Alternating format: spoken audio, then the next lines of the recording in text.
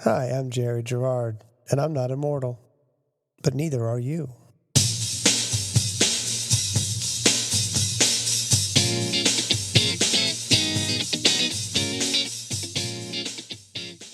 Hey, it's Jerry. I'm a big fan of Ricky Gervais. Ricky Gervais created the original Office, the British version. I think he had a hand in the American version, but I think it was more of a hand from a distance. He also came up with other shows, one called Extras. He made a couple of movies, one that I love called The Invention of Lying. Recently, on Netflix, he had a series called Afterlife, which is a comedy of sorts about a man who loses his wife to cancer and has to decide how he's going to move on with his life. And there's a scene near the end of the 6-episode run that I just thought was beautiful. If I'm going to do this carrying on living thing, it's going to be on my terms. I'm going to do what I want, and I've always got suicide to fall back on. Got to have a backup. Exactly. But it didn't go to plan. At first I thought it was like a superpower. I can do anything. Who cares? What's the worst that can happen? Nothing can hurt me because I can always kill myself, you know? But then I realized you can't not care about things you actually care about. You can't fool yourself. And it was something you said, that it's not all about me. And even though I'm in pain, it's worth sticking around to maybe make my little corner of the world a slightly better place. That's all there is. Happiness is amazing.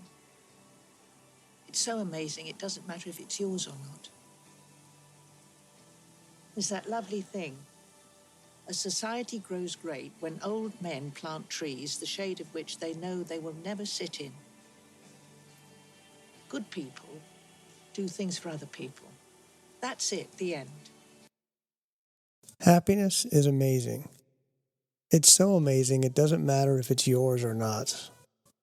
I love that phrase. It sticks with me every day I think I saw that a month ago, and I think about it all the time. So much of our thought process around dying is dire and morbid and fearful, and we think about what it means to us or the people closest to us. We're a part of a larger ecosystem, and what we do affects others around us in such a way that we can make an impact on the happiness of others, and that in itself is worthy. My guest today is Michelle Florendo, who I met through the altMBA process. I'll make a note of altMBA in the show notes. Here's Michelle. Oh, I totally lowered my chair, and now I'm like way lower. Hang on, I can watch. Okay. I can join you there. So everybody gets asked the same question to start, which is, are you going to die? And to that, I say, of course. And it's something that's actually been more top of mind for me the past couple of years. If you don't mind, how so? So a little bit of context. I'm 36, so I wouldn't usually think about this question so much. It's usually like, oh yes, at some point in time, gonna die. Of course, we all do. But there was an incident. Actually, it was about a year and a half ago, because if my son just turned 3, it happened right when he was about 18 months. One day I had trouble breathing, and I ended up in the ER and then the ICU. And I remember a doctor was holding up his phone in front of me because he had pulled up an X-ray of my throat. And he was telling me, you see this growth right there in your airway? That's the reason why you're having trouble breathing. We don't know what it is, but we know it's not supposed to be there. Wow. What did it end up being? It's a condition. It's interesting because I think at the moment I was like, is this the big C? And there's like just a lot of things going on. And I almost wish it was something more well known. But it's a condition whose medical name pretty much means your throat is growing closed and likely will keep doing so, and we have no idea why. You're right. That's not satisfying. Right. Almost like a real concise diagnosis, but it doesn't sound like it's quite as satisfying as you'd want. Yeah. It's interesting because this type of diagnosis has really made me rethink my relationship to uncertainty, which is hard as someone who tends to be a planner and really likes knowing things. What was the distance in time between the time when you started having medical issues and the time when you were told that whatever the issue was not necessarily life-threatening? Did you have a window of like uncertainty that was terrifying, or? Yeah, so it was at least a few months, because I remember he was telling me that so they didn't know what it was, and they wouldn't be able to know until they could get me on an operating table. But unfortunately, due to like the location of the growth and like the number of doctors in the area that do this type of surgery, I couldn't get on someone's OR schedule for at least a month and a half. And that was the first surgery. And then I remember after that surgery, I had to go into the ICU again. And they said, so when we went in, what we saw was not what we were expecting. And so we're going to escalate this to another surgeon. Basically, the surgeon at the time escalated it to the surgeon who had trained him. But I couldn't get on her schedule for another couple months. During all this time, were you still having trouble breathing? No. So they were able to, I guess, so basically, like if a normal windpipe, like when it's completely open, is 100%, mine was at least 70 to 75% blocked. And it just so happened that what triggered the breathing issues was I caught a cold from my toddler. And the like respiratory infection, or just kind of like the light inflammation from that, was enough to make it difficult for me to breathe. To use a cliche, when you talk to other women who've had children, they tell expecting mothers that all of the labor pain dissipates because you forget about it in the past. It's something that nature just helps you kind of forget the intensity of. When it comes to an experience that's a health scare, like you mentioned, are you able to, does that also fade into the periphery, or in your situation, is it ever present because of this? It's always, I guess, kind of lurking. I mean, I'd say it, I find myself oscillating between 3 different mindsets. And it's actually the same ones that I experienced that moment where they told me there was something in my throat. And I remember initially there's just like the reaction of fear, just like the cold fear pouring over your body, because, it's like, what is it? What does that mean? And then, the question is like, is my time limited here? Right. And the fear that comes with that. And then the next mindset that was triggered was the one born out of my background as a decision engineer. So in decision engineering, information has value, and some information does not. Information only has value if it's going to change what you're going to do in the future. And at that moment in time when they told me there is something in your throat and we don't know what it is, that wasn't actually enough information for me to change anything I was going to do. And so the decision engineer in me was just pretty much said, well, until you get information that actually is valuable, proceed as you have been. And then the coach in me decided to go a step further and return back to the initial emotion of fear, right? The fear of, what's triggering the fear? The fear that my time here is limited. I have an 18-month-old, his mid-30s. This wasn't supposed to happen right now. But if I were to follow that line of logic, I think your show is all about how all of our times are limited, right? And so if that's the case, how might I use this moment to really re-examine, am I spending the time that I have in the way that I want? And I think that's the mindset that I try to stay in most of the time. So do you find that that's easier now that you've gone through this compared to the before, Michelle, or do you find that it's just as challenging as before?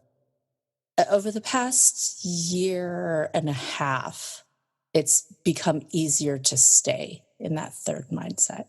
It's been a practice, right? It takes effort to stay there. Um, and I wouldn't say that like I don't experience those moments of fear. Like it's like I remember when we were waiting to see what would be the rate of progression of this growth to see if we could even get pregnant again.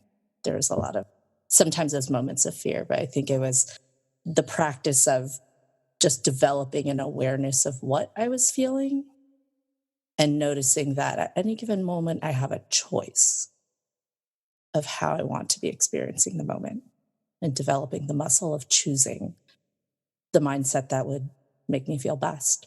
I mean, do you find that there's any specific thing you can do, a habit, a reminder, a trigger to put you in that I have a choice mindset, or is it just innate in you now? I think so. If I were to rewind 10 years ago, I don't know if I would have had the mental fortitude to be able to stay in that, like, I have a choice space. I think, like, the practice of mindfulness and meditation definitely helps the ability to step out of our emotions and notice what's happening without judgment, right? Because I think it's easy to sometimes either be in the emotion or be in complete denial of the emotion, which I feel like is like that first mindset and that second mindset that I talked about. But to be able to step out of it and observe it and get curious about, okay, well, how do I want to relate to what I'm feeling is the question that always comes up. It's interesting. A lot of the folks I've spoken with have used mindfulness slash meditation as a tool to Mm. get kind of to stay kind of cognizant about the limited time. Could you share like how you've actually approached that? Because I find that meditation is a daunting topic for those who haven't kind of dipped their toe in the water. Totally agree. And like I was definitely one of those people. Like I'm the type of person who lives in my mind quite a bit, just because my mind has gotten me very far. I like my mind. And so I remember years ago the idea of meditation. I thought meditation was clearing my mind of thoughts. And I thought, why would I want to do that? I value my thoughts. My thoughts are great. And it wasn't until someone described meditation and mindfulness as not necessarily emptying the mind of thoughts, but being able to simply observe them. I think it's the app Headspace that describes thoughts as like cars on a freeway. And you can either be in the car on the freeway, either in traffic or speeding along with the thought, or a different way of engaging with those thoughts is to sit on the side of the road and watch them go by. I was recently hiking and I'd never really done much hiking, my wife and I. And I'm terrible at meditation, but I'm trying. And a lot of Mm. people say it's a journey. And one of the things I found myself doing, I'm not sure if this is right, is I kept removing myself from myself and almost like looking at it as if a camera had pulled back and I could Mhm. see from the outside, this is Jerry doing this or this is me doing that. And it was weirdly centering. It was weirdly, Yeah. because otherwise a day or a week or even an hour will go by and you won't even recognize that it's occurred. But actually, to your point, observing and being observant to what's happening now is something that I think Mhm. you have to grow. And I think you used the word muscle before. I think it's another muscle we have to actually work. Right. So have you been doing that long, the meditation, or no? It has been a journey. I think so my husband gifted me. I don't know if I considered it a gift at the time, but he gifted me a silent meditation retreat. back when we got married. I guess that was 6 years ago. and and it was interesting to be in a setting where I was pretty much just it was just me and my mind. There were a lot of people around and teachers, but I couldn't talk. And I think that piece around understanding that mindfulness is more, like you said, like kind of stepping out, almost like we're watching like the video of what's happening, or getting in our body, like noticing the physical sensations of things is something that also really helped me. Like even being able to notice the feeling of the ground beneath my feet Yeah. can get me out of the car, so to say. Yeah. I was laughing with somebody else I was talking about meditation with, because one of the guided meditations in one of the apps that I use said, sit in a chair, unclench your forehead. And I'm like, how dare you presume that, oh, you're right. I had no idea that my forehead was even clenchable, much less clenched currently. Right. So it's funny, to your point, if you don't like to do I think they call it body scans, that you have no idea what you're just kind of holding, just walking around with. So I only bring it up because I've found it to be, and it seems like a worthy thing to investigate into practice. Yeah, there are other things. I think we all are kind of on the journey to figure out how to stay mindful and not let days and time just zoom by. Anything else that you can think of that you found to be beneficial to kind of get the most out of the time that we have? I think for me also simply just being in the present has been a practice over the past 10 years. Um, Again, I used to be the type of person who would think forward into the future quite a bit, and possibly live like half my life in the future, thinking about the plans, what I'm going to do, what I need to do, all of those things, without fully sitting in what I was experiencing at the moment. Yeah, And what's next? I know what you mean. yeah, I think, and it's not as if I've totally given up that forward thinking part of me, but I found that blocking off time to just be in the present. And again, like physically be here and not just be in my mind, but be here in my mind, body, notice what emotions are coming up, has also been helpful in letting go of that unending pull sometimes of like you said, what's next? What's next? Mm-hmm. Has the experience of being a mother had any impact in any direction on kind of your being recognizing the whole mortality thing? Yeah. And I think my toddler definitely helps me be in the present because I don't know, developmentally, he probably doesn't even like know how to think into the future right now. The future's probably like 7 seconds in the future. That's about it. Right. Actually, especially that he's turned 3 now is very much a thing. He wants it now. And to talk about anything happening later is just boggles his mind.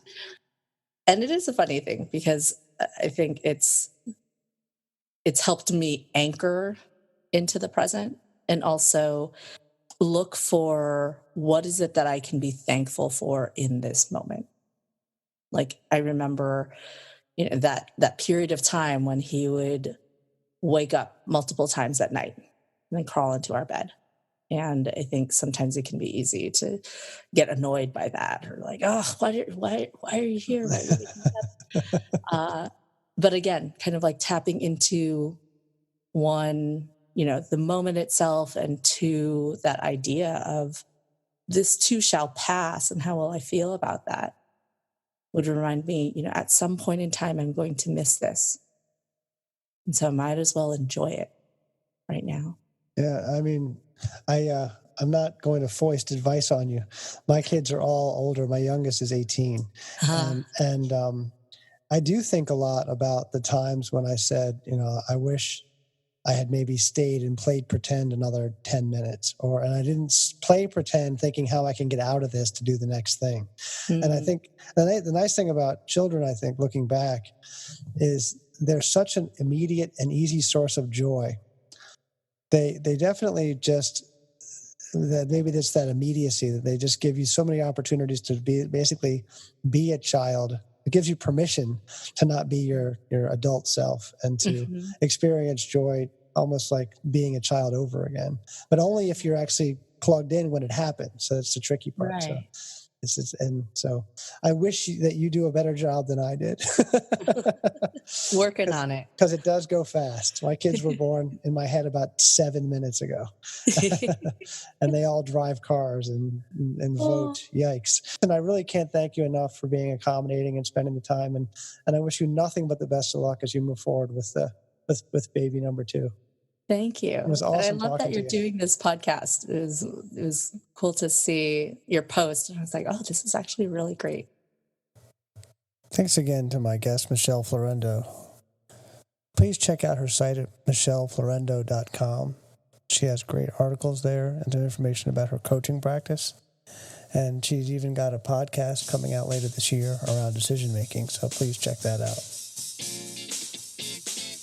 Thanks so much for listening to the Not Immortal podcast. My name is Jerry Gerard. You can follow me on Twitter. I'm at Jerry Gerard. You can also follow the show at the website, notimmortal.com. You can also subscribe to us on iTunes, Overcast, and Stitcher, and Spotify, and all the other places that you can get podcasts. Thanks for listening. We'll see you next time.